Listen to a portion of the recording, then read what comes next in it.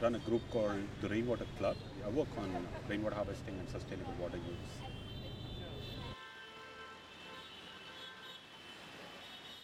India is facing a major challenge in water management, and especially cities are facing a very big challenge because of the increasing population, the growing economy. So as things develop, cities are finding that they have to go further and further to get water, and so they're starting to intrude on dams meant for agriculture and irrigation, and the water footprint is growing. So the paradigm shift which cities need to do, and which now I work on and a lot of other people work on, is to close the hydrological cycle within the city itself. Can we make best use of rainwater, surface water in the lakes and rivers of our cities, groundwater, which is a very important resource, and treated wastewater, so that the city does a recycling of the whole hydrological cycle. But I use the paradigm of the open well, and the open well, or the dug well as it's called, is an old ancient technique which has been used in India for more than 6,000 years now. And the well speaks to you. A dug well tells you about resource availability, it tells you about approaching summer, it tells you how to change behavior, and tells you to use a resource in such a fashion that it doesn't run out. The well talks to you. That's the paradigm that I use.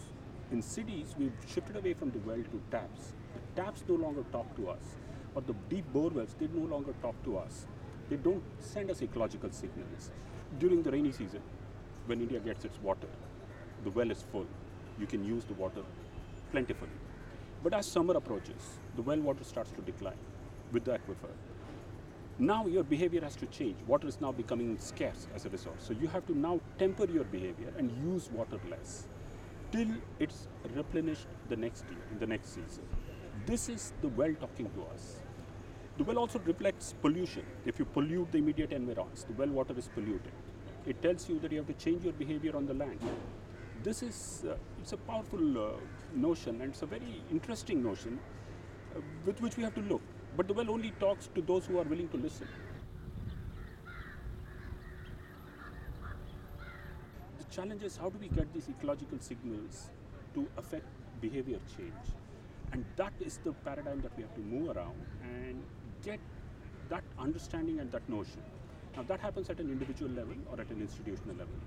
When it starts to happen at a city level, and the city starts to talk to its waters, when all the waters in the city are clean, are ready for the citizens to enjoy, when every citizen in a city has access, equal access to good quality water, especially the poor, when all the wastewater and sanitation from the city is taken care of properly, then the city can truly be called a water-sensitive city.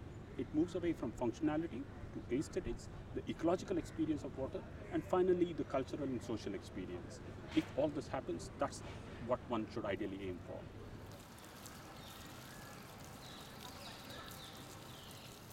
We have to, as a citizenry, become water literate. So water literacy is being personally aware of the water that you consume and your right and responsibility to that water as an individual and as a society. So this means that everybody who's involved with the water sector, from the well diggers, from the bore well diggers, from the pump manufacturers, from the water pipe providers and suppliers, every one of them in their paradigm, in their domain, have to understand this message of communication and have to work their devices around communicating. For now, unfortunately, pricing is the only mechanism by which signals are communicated for behavior. But pricing is not enough. It is necessary, but it is not enough. And so we have to move beyond pricing to something else. Such as, for example, a pump which tells us what water quality is in the borewell or how much water is available in the borewell. Such as, how much water have I used today? How much am I entitled to? How am I doing vis-a-vis other citizens in my own category? How much am I entitled to? And how much of it is responsible consumption? These are all communications which are necessary from various sources. Persian wheel, which is an invention which would draw water from a well, which was extremely efficient, but which could only draw from 20 meters.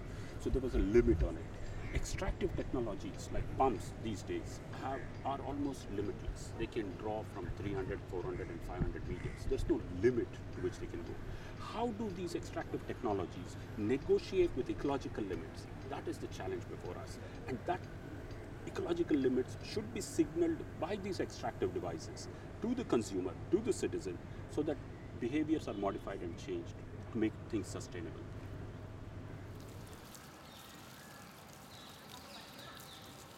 Civil engineering is no longer the answer, in my belief, to a problem which is clearly social in dimension and ecological in dimension.